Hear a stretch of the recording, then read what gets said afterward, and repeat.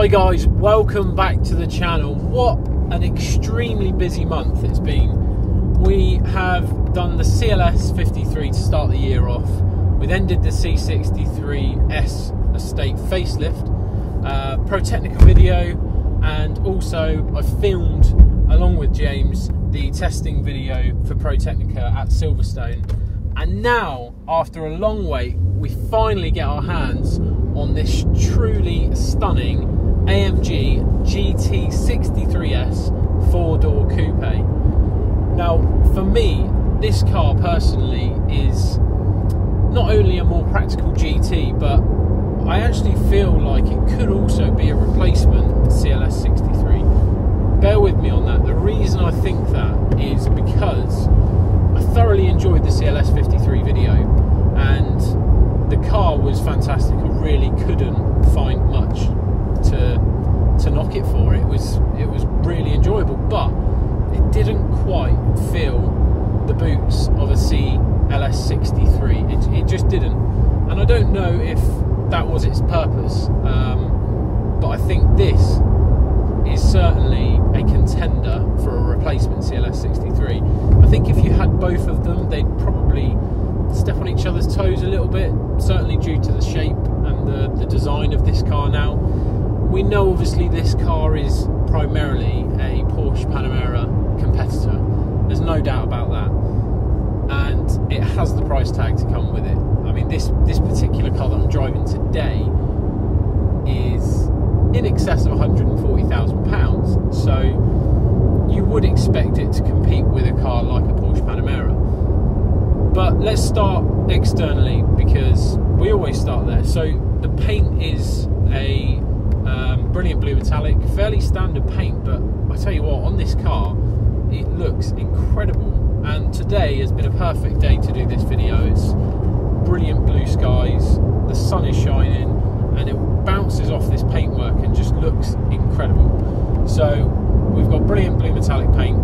The wheels are multi-spoke 20-inch alloys in silver, and you can upgrade them to the AMG cross-forged alloys in a 21-inch wheel. And I have seen that car. I've seen it last year, pre-production, and it was Magno Black GT63S 4-door with the cross-forged wheels, but they were actually in silver and then black in between the spokes. So either way, I think these wheels look lovely, but for me it would certainly be the 21-inch cross-forged alloys. Also externally, you've got a dynamic, I think it's got dynamic package, which effectively just gives you sportier looking characteristics of the car. So we've got yellow AMG calipers, so obviously that stands out really well against the blue as well. It does really go well together. So there's other bits as well, but I couldn't find too much information on what it actually covered other than the calipers.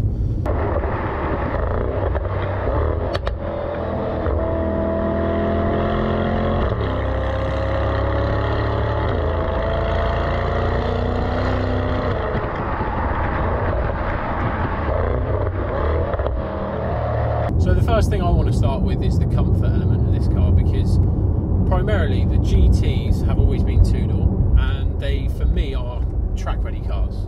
So with that in mind, the setup for those cars is very sporty, the suspension's hardened, and it's quite a firm ride for obvious reasons. But since driving this, it's completely different.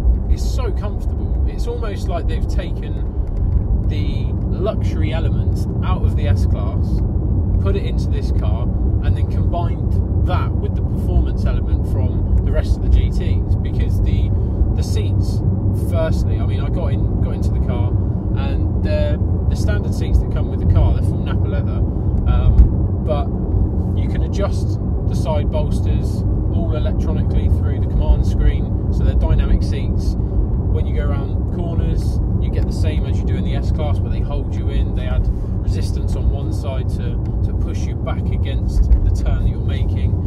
Not only that, you've got massage seats, they're heated, air-cooled, so you've pretty much got the luxury elements from the S-Class in terms of comfort in this car. And though it's got 20-inch alloys with the option to have 21-inch alloys, it's not that firm. You don't really feel too much, considering that it is a sports car. So I was really impressed with the suspension setup. Obviously this is airmatic as well, so dependent on what mode you're driving in, you can adjust the suspension. So it's currently in comfort, but I've obviously played around with the different modes today, and in Sports Plus it's still just as comfortable, slightly firmer, but it doesn't really affect the comfort as much as you would think.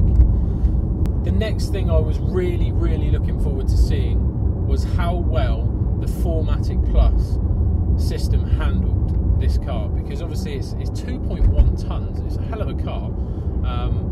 The length of it is just over 5 meters, and like I say, it's over 2 tons in weight. So there's a lot of weight there for the car to be dealing with when you're pushing it to its limits. But actually it's just like the E63. I was so impressed with the 4MATIC in that car. Certainly when you consider the power output, this is now the most powerful coupe/saloon vehicle in the Mercedes range, and it produces 639 brake horsepower, so it leapfrogs the E63 now.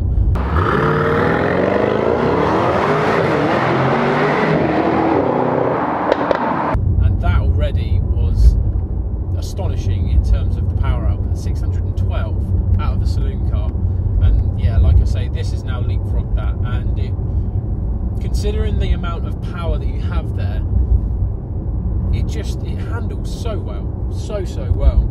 It is bone dry today, so obviously that will make a massive difference. So I can't really talk for what it would be like in the wet, but another car I'll refer to is the C63. That car in the wet, and sometimes even in the dry, you do find that there's a lot of oversteer if you're not in a straight line before you put your foot down on the power, and that obviously is going to be because of it only being a 2-wheel drive. But this being 4-wheel drive with more power, over 120 brake horsepower more than the rear-wheel drive C63, you would still think that it may fight back a little bit, but actually it doesn't. It handles really well. So I mean, I'm in love with this car. I know we've got the rest of the review to do, but I am absolutely in love with this car. Unfortunately, it's never going to be a car that I'm going to be able to afford because it's £140,000. But for the target audience that this car appeals to, like I say, your Porsche Panamera customers mainly, this is really a true competitor to convert those customers to Mercedes, because for me it's obviously going to be a little bit biased because I've worked with the brand for a long time. I love the brand, but I do like the Porsche Panamera. But actually now, this is the one for me out of the two. The technology obviously is a little bit behind in terms of MBUX, so I was hoping that we'd have MBUX in here because obviously it's in the new A-Class, and the amount you can do in that now is incredible. But it does have the widescreen cockpit that we first saw in the E-Class, so it's not out of date by any means, but it's just not obviously as up to date as the MBUX. There is a few things you can do with the voice command though, more than I thought you could. So I asked it earlier to put the massage seat on. You can also ask it to put the heated seats on. So there are things that you can do, but it's obviously not as complex as MBUX. But one of the things that I haven't really covered off is, and it's mainly because the cars I've reviewed haven't had it, but Distronic in this car. So you can set the speed limit, so 54 miles an hour. I take my hands off the steering wheel now, and it's taken a step into that autonomous driving. So again, E-Class was the first car to introduce it. I experienced it in that, and it scared me a little bit. So you do have to put your fingers on the little touch pads every 30 to 60 seconds usually, but the E-Class was a little bit temperamental, and I wasn't 100% confident just taking my hands off the steering wheel and letting it do its thing. But you can set the speed, you then can set how many car lengths you want to be away from the car in front, and literally like we are now, you just take your hands off the steering wheel and the car does the driving for you. If the traffic in front of you then starts to slow down, the car will slow down for you like it is now. So we're getting closer than we want to be in terms of the distance we've set, so the car then slows down to match the speed in front. But yeah, I mean, it feels, I don't know if it's any different to the E-Class, but it feels a lot more advanced. I feel a lot happier just letting it do its thing, and I don't know if you'll pick it up on the GoPro, but you can see the steering wheel turning itself. And yeah, like I said, I'm quite happy just leaving this to do its own thing, and it's a little bit surreal because you're not controlling the braking, you're not controlling the accelerator, you're not even holding the steering wheel. So the fact that the market is moving in the way it is, i.e. electric cars and driverless cars, it just shows how advanced in terms of technology these cars are now. So that is really impressive for me. Again, I always try and be as neutral as I can when it comes to these reviews. The only thing I would say, well, there's two things actually. The cup holders are so deep. They're part of this new sensor console. Well, it's not new in the sense of the shape of it and the design. It's similar to the ones in the GTs currently, but all the different controls are a digital display and they're all touch screen.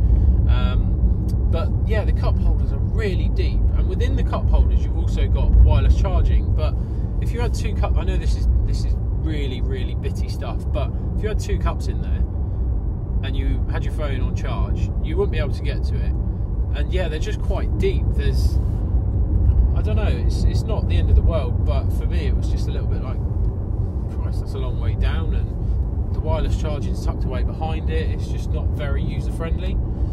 The only other thing, being a coupe, it's got the sealless windows, so there's a tiny bit of wind noise there.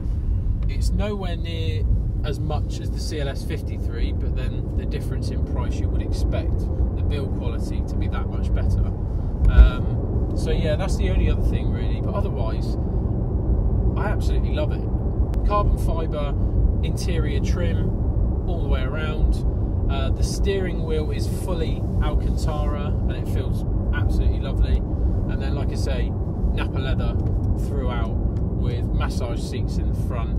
It's only a four-seater car, so in the back you've got two cup holders with two USB charging points, which is quite useful as well. So that's great. So the engine is still a 4-litre V8 bi-turbo that we see in all of the AMG now. It's becoming the norm, but it's just interesting how restricted these engines are. Like I said to you earlier, this car now produces 639 brake horsepower. It does 0 to 60 in 3.2 seconds, which is quicker than Aston Martin's Leggera, Super Leggera, the 0 to 60, that's 3.4. Bearing in mind that car, to my knowledge, weighs about 1.5, 1.6 tons. This is 2.1.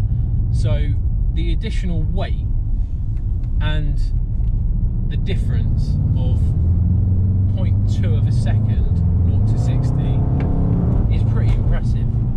Along with the handling to it, like I say, the 4MATIC side to this car is just incredible. It handles so well. The GTC that I reviewed, which you saw at the start of this video, was a little bit twitchy.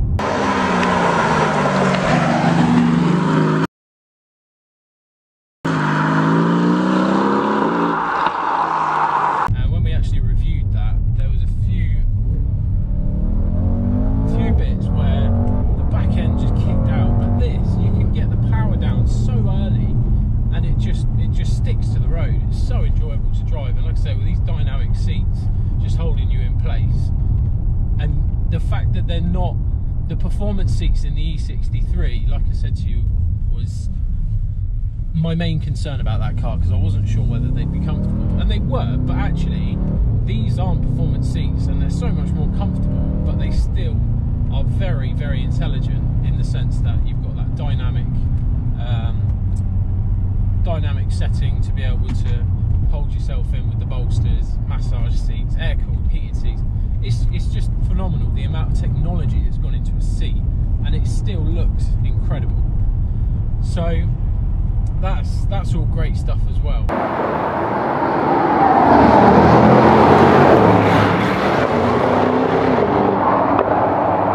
One thing I do want to touch on is the gear lever. So it's quite difficult because I drive a car, well, I drive an A-Class, and the gear shift is on the indicator stalk, so you get quite used to that.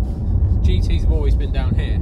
The interesting thing about this, with the new design and the new layout, the top of it's flat, and at first I kind of thought it's a bit of an odd shape, but it got me thinking, and when I started playing around with the screen and was messing around with a few different things there, the touchpad is directly above the gear lever, and when you're using it, it almost is a place to rest your arm to use it. Obviously the older models, when you had the little jog wheels and the mouse pads, they had a little separate bit that kind of curved over the top of it that you could put your arm on. But I don't know if that is the reason why it's shaped like that, but I thought it was quite a handy little leaning post almost when you're using the touchpad. Obviously I've already discussed the fact that this car is just over 5 meters in length. Now it's quite a long car, but obviously it's more of a family style car now, with the fact that being a 4-door, and there's a decent amount of room in the back. Like I said, it's only 4 seats, but still that's more than what you could carry in the 2-seater version, so that's a plus straight away. But there's a decent amount of leg room, but the thing that surprised me the most was the boot in this thing. It's huge, absolutely huge. You can easily fit 2 large suitcases in there side by side, and probably stack 2 more on top. So it's a massive boot, and yeah, that was, I know it's again a little thing, but that really did take me by surprise. I was quite impressed at the size of the boot. So I really have enjoyed this car. I don't really want to give it back, if I'm completely honest. I've never felt that way about a car. I got close to feeling like that when I drove the E63, because that was the first car that had the 4MATIC Plus, and now after driving this, yeah, I just really don't want to give it back. So I guess the only way is to try and scrape together £140,000, which isn't going to happen. But yeah, great car for me, guys. I thoroughly enjoyed this. It's been a long wait, about a month, to get my hands on this car, and it's been great. So I hope the video helped. I've still got so much on the go.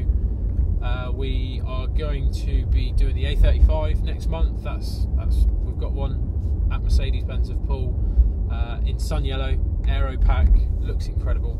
So we're going to be reviewing that. I know there's a few of those out there now, but still going to be a good car to review in preparation for the new A45 to see how it compares to that.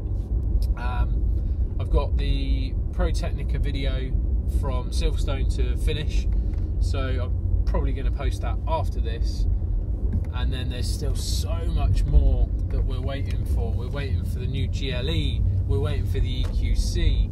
I mean, the list just goes on. And then April, there's a few big things coming up. I'm not going to tell you about that just yet, but keep an eye out on the channel in April. So otherwise, guys, that is it for this video. So I really hope you enjoyed it. I've absolutely loved this car today, and I hope the video helped you. If you haven't already, please subscribe. You have no idea how much that means. Like this video, share it, follow me on Instagram, Lloyd Freeman. I do a lot on Instagram when I'm not posting videos on YouTube, so you can stay in the loop and up to date on what we're doing, and I will see you in the next video.